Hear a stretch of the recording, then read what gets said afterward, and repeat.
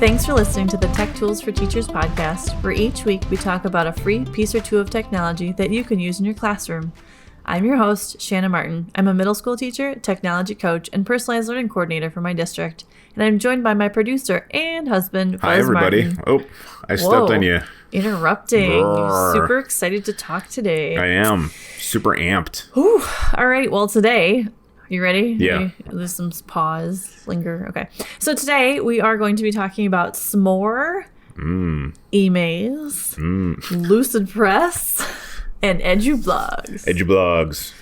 Cool. Yeah, there's 4 things to talk about today, which is like a double episode in one episode. episode. Super jam-packed. Blogging and newsletter stuff. Yes. It's all about the communication, man. So, tell me about s'mores. Little chocolatey, marshmallowy. Yeah, over a campfire, or now you can do it like in your microwave. They have like little things to keep the graham cracker crunchy and the It sounds like melty marshmallow. too much work for a disgusting treat.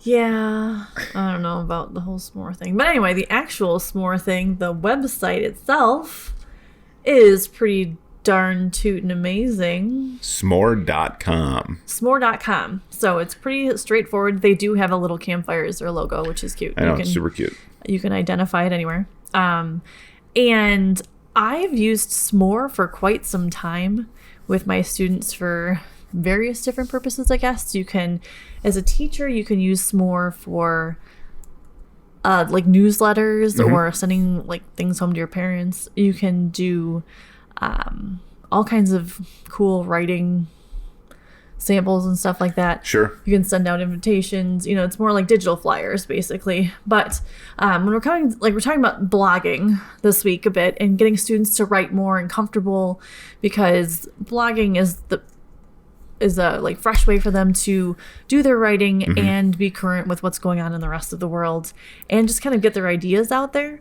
And Smore does a nice way of like, it's newslettery, but at the same time, it's set up where you type into a block of text, you can add pictures and then type in another set of text. So you can go through, you log into Smore, easy, you got your little Google login, woohoo! Yee-hee. Which always like our single sign-in, especially for our students because, well, it You don't makes need them. everyone's lives easier. And they pick the template that they want to work with. And it says start newsletter because, again, it can be used as newsletters. I use it as blogging with my students. Either way, works just fine. And they pick their templates. They can just pick like class bulletin or pick business or event. Usually class is an easy way to do it. And then they just start typing in their information. And then when it's all done, they get a shareable link. And they can just drop that link into Google Classroom. And it's an easy way for them to share their information. I've had students create fake blogs with Smore for projects from my class. So they research an immigrant and then they blog from the immigrant's point of view. Oh, yeah, that's cool. So I think we'll throw a couple of those examples in the website so you guys can see them.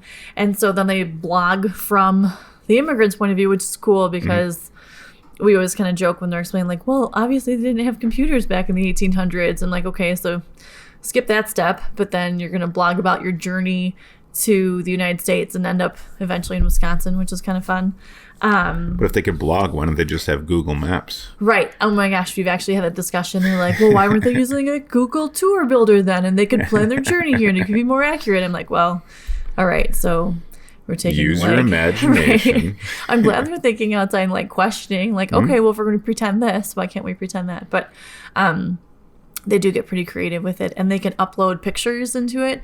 So there's like pictures and information, but it's just very easy to navigate through. And as a teacher, you could use it as a newsletter if you want to communicate with parents or send information out. It's a nice way to do that. I checked out the interface. It looks super easy to build and put little blocks of content and images in different places and then switch the theme and background and such. It looks really cool. Yeah, and it's very, user-friendly and doesn't take much to look professional, which is nice. And actually, to talk a little bit about blogging with students, I mean, students can blog about anything. You can pose questions to them in your class. Just getting them writing and excited about writing, I think, is always a push in education and in different content areas. So it's not just like writing in language arts class, but writing in different areas. And actually at our school, our computers teacher is, instead of just doing regular typing practice on like Nitro Type or something, he is having students blog as they're practicing their like keyboarding skills, which I think is fantastic. And Smore is one of the ones that the students are using to practice their keyboarding skills too, which is kind of fun and cool to do, I guess. So in terms of the free features that are available from Smore, what can they do all their blog stuff free on there, or what's the... You get certain templates you have access to, and then you can like you can do a shareable link, but you can't do like certain PDF downloads and stuff like that. So you're limited as to how much sharing you can do. Okay.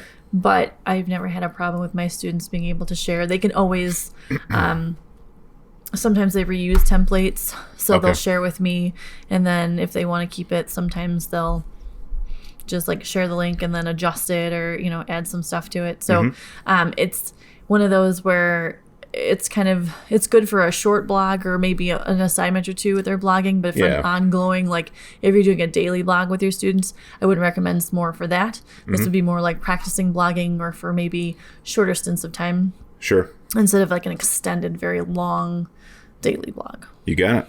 Okay. Cool. Next up is Emaze. We have talked about Emaze actually a little bit before when we talked about presentations. And I just want to briefly touch on using Emaze as a blog, because they do have features in Emaze that are pretty sweet, that you are able to create a blog. You literally go into Emaze, you sign yourself in, Google single sign in, click on click create, open it up, and then where you have like the presentation template we talked about before, you click the blog template, and you are able to choose from the free version. You have limited choices. I mean, there's plenty of choices, but there's limited choices versus if you have the paid version, obviously you'll have more options. And you just pick on the template that you want to try out and click edit, and then go from there. They've got a template all set up for you, and you can even connect it to your Instagram if you want to. And you're able to blog into their template, change pictures, add your fonts, change everything. Share a link to Google Classroom. And you can save. And then publish it. And you'll get your link. And then you can publish Emaze, and you get your link, and you've got a link to work from, and you can put it right in Google Classroom. Perfect. And Emaze, has lots of templates and lots of visuals. If you've got kids that are not too distracted by extra visuals, I'd say Emaze is a cool one, just because they're fun to mess around with. But if you have kids that definitely need to really focus on the writing piece, I would save the Emaze for maybe a special occasion or a shorter blog session, or just maybe kids who could be more advanced that are more into the graphic design stuff. So, got it. That is our little touch on Emaze. Our next one we're talking about is Lucidpress. It has a website, but we use it as a Chrome extension. Okay. So you can put it right onto Chromebooks, which is awesome. And then if students have that extension, they are able to use, there's so many options when it comes to creating, there's documents and brochures and flyers, but obviously we're focusing on like blogging and newsletters today. You can choose a newsletter option, or you can choose like a flyer option. I use the newsletter one if kids are doing like chunks of writing, because it's laid out pretty nicely. And in Lucidpress, you get, in the education, like under teacher student, you get 10 free documents. And then if you go from there, obviously you have to start going to the paid stuff. But there's just a lot of choices. It's pretty cleanly laid out for students. Once you sign in, you can pick blank document if you want to, or like I said, pick newsletter, and then just go from there.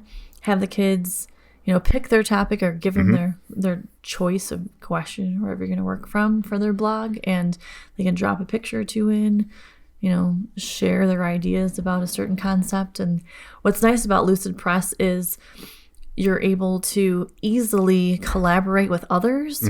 So you can add other students onto your document, or if they want to do like a collaborative blog or something like that. Lucidpress is really nice about adding more than one person on a working document. Kind of like working in Google Sheets or Google Docs or something like that. Yeah. You're able to share. The one thing that's a little different is like in Docs, you're able to check the history, versus in Lucidpress, you can kind of go in, but it's not as clear when it comes to kids working together. But it is nice that they can both work on the same newsletter. At our school, actually, our student newspaper is written, and the whole student newspaper is written in Lucidpress, and then you've got the whole class in there working on the school newspaper at once, which is pretty cool. It does get a little hairy if people delete out others' articles. So it's something to be aware of as a teacher. But if you put the document up on the smartboard and you've got everyone working within it, you can kind of see who's doing what and what's happening, which is pretty cool. That is pretty cool. Yeah, there's a lot of options there. And again, the whole point is to get students writing and excited about writing. So if it's however you can get the buy-in and encourage their writing, I think is pretty awesome. Yeah, absolutely. Yeah, and it looks really snazzy. I love that word. Snazzy. And so it's a well-designed app. Yeah, very cool. Very good. And there's one last one, which is Edublogs.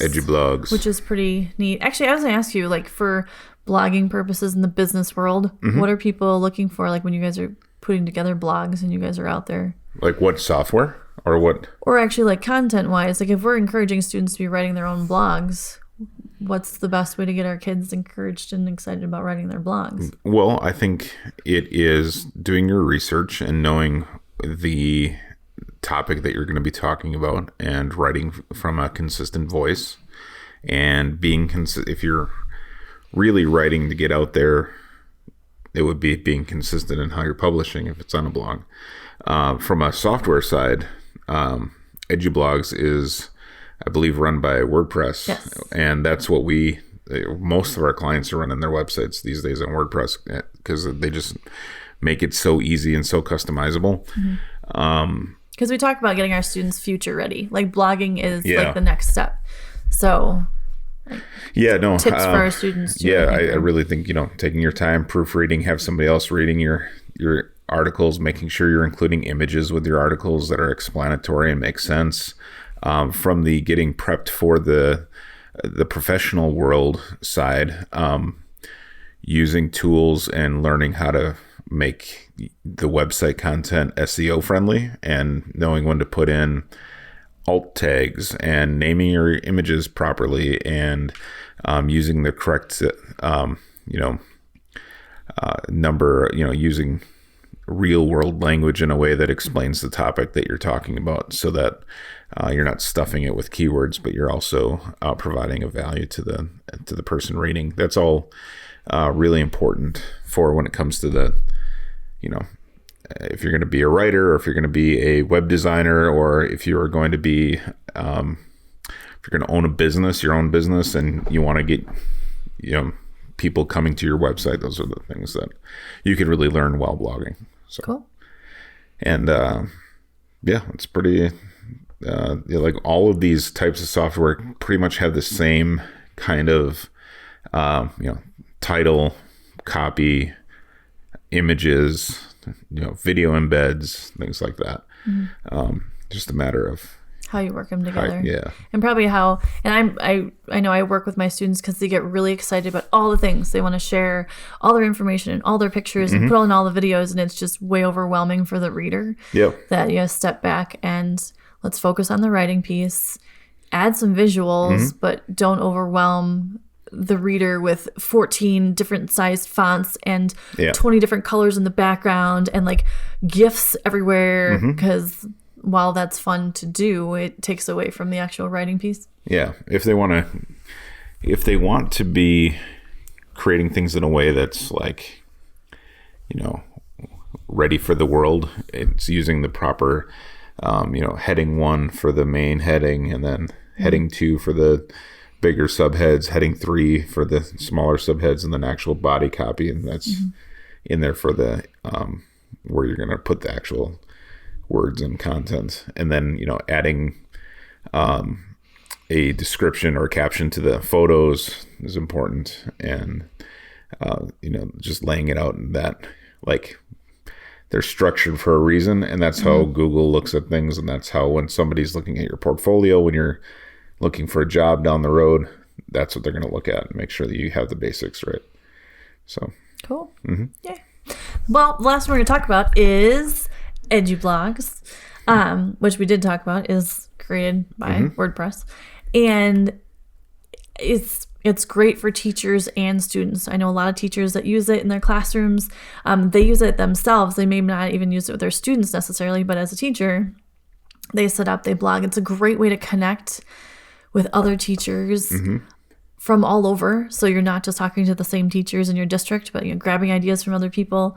But you're able to set up student blogs, which is awesome. And they have the student blogging challenge, which is amazing. And you can use like Edublogs, but you don't have to for that blogging challenge. You just have to use a formal blogging setup for it. But it's just a great way to connect to others. It's free. You can just sign up, create a blog, and start. You could be one of those people that maybe you have this great idea and you're going to blog every week about it. And then you're like, oh yeah, blogging every week. I have to think of a topic, or I have to, and you can instead, maybe you're not going to blog every week. Maybe you switch it to once a month. But if you join this community, you have access to lots of other teachers, and the students have lots of information, and they can practice blogging and get feedback from other people. And I think it's just a great way to connect. So if you get a chance and you really want to start blogging, or if you're curious about it, you want to sign up, you don't have to blog every day about everything. You can, but you can also just kind of explore, or encourage your students to explore and learn more about blogging and read other sets of information. I like that with Edublogs, you can, you as an educator can create the student accounts. You can moderate what they're doing. You can make their posts public or private.